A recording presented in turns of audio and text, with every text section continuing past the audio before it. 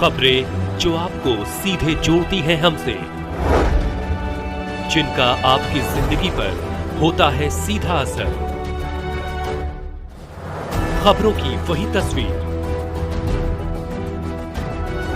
बिना बदले बिना डरे, जज्बा सच का लिए, सच दिखाते हैं हम। न्यूज कल आजकल, आपके अधिकारों की आवाज।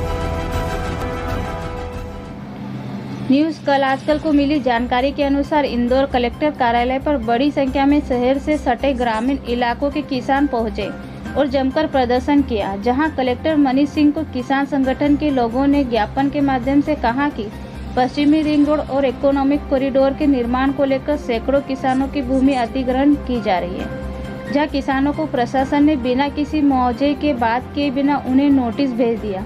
ज्ञापन के माध्यम से किसानों ने कहा कि मामले में इंदौर पीतमपुर इकोनॉमिक कॉरिडोर की योजना में नैनोद, नावदा, मोंगला आदि 20 गांव की जमीन अधिग्रहण मध्य प्रदेश निवास क्षेत्र निवास एवं प्रबंध के संबंधित अधिनियम की धारा के प्रावधान के अंतर्गत किया जा रहा है, जिसे निरस्त करने के लिए उन्होंने मोर्चा खोला है।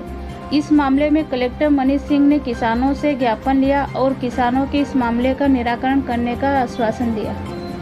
ये आज जो डेलीगेशन मिला था, ये इकोनॉमिक कॉरिडोर को लेके दूसरा डेलीगेशन है। ये इसके पहले भी उषा ठाकुर मैडम के नेतृत्व में मनोज पटेल जी थे, उसमें मधु वर्मा जी थे, जीतू जिराती जी थे, इनको भी डेलीगेशन एक मिला था।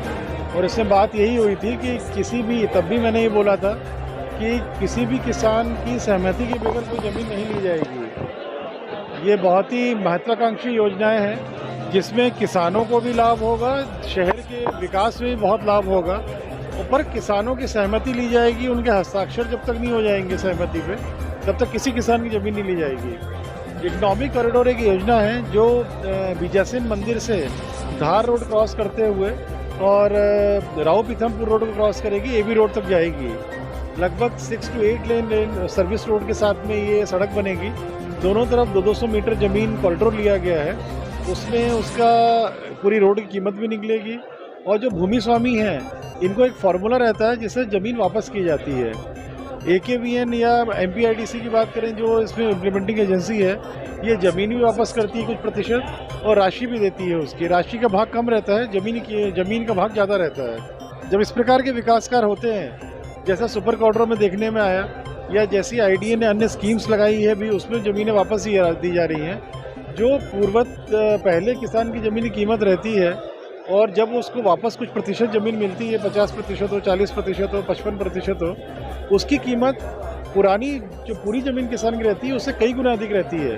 तो कहीं ना कहीं इसमें लाभ हर जगह देखने में आया है कि ज़मीनों का जो किसानों ने दिया, सहमति दी, उसमें कई गुना लाभ किसानों को हुआ है।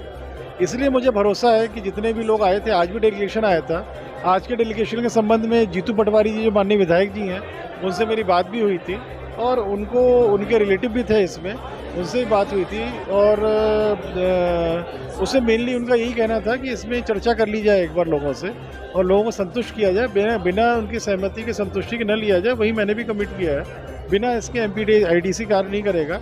हम लोग का भी की रोल रहता है, हम लोग भी पूरा इसमें किसानों से मिलेंगे।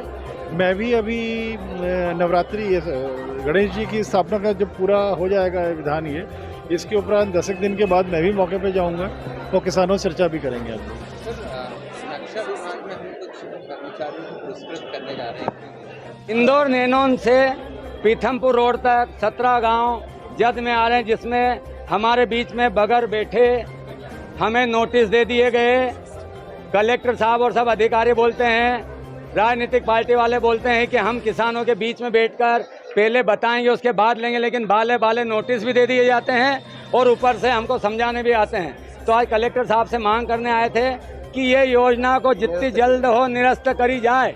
हमारे गांव की ज़मीन केट से ले जाकर रोडों में, रेलवे में 7 बार जा चुकी है और पीथमपुर में बहुत एक्सेस ज़मीन पड़ी हुई है। इस योजना को लाना हो तो वहाँ पर लाइए, जिसमें किसानों की पहले से ज़मीन गांव के गांव उजाड़ दिए गए हैं। सुपर कॉरिडोर में आज तक प्लाट नहीं दिए गए हैं।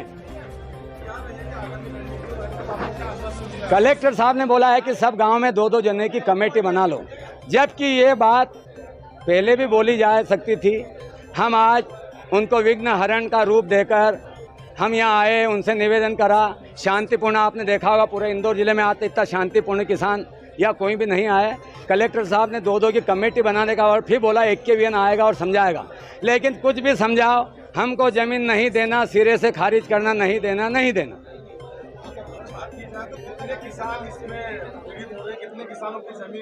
1200 किसान पीड़ित हो रहे हैं और 3200 एकड़ जमीन 2 करोड़ रुपए एकड़ की, जिसका यदि लैंड पुलिंग या कुछ भी करा जाए तो उसमें मुश्किल से 300 करोड़ रुपए देंगे, क्योंकि बहुत बड़ा स्कीम है। 1000 रुपए वाली कॉलोनी में 5000 के भाव, राजस्व का कितने हानि।